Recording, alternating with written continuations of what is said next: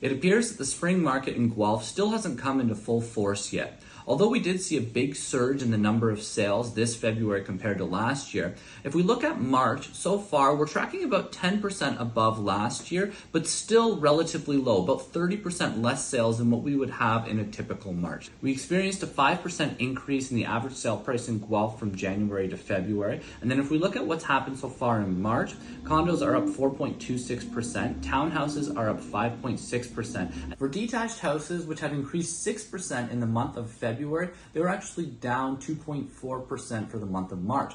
Having said that, that's probably more just the mix of detached houses that sold than an actual drop in prices. If we look at the market, it still appears to be picking up, however, just not as quickly as we had been anticipating.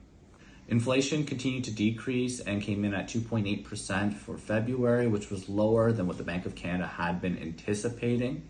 Equifax recently came out with a report saying that business credit delinquencies has increased by 14.3% in the last quarter compared to the year prior. Stats Canada also released a report showing that in December, the amount of unemployment insurance was up 14.8% compared to the year prior. The Bank of Canada is scheduled to make its next interest rate announcement on April 10th.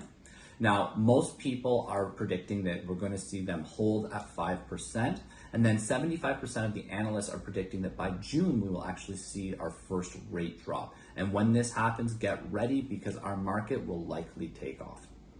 First-time buyers are being advised by many professionals to get into the market now before home prices go up once interest rates start to drop.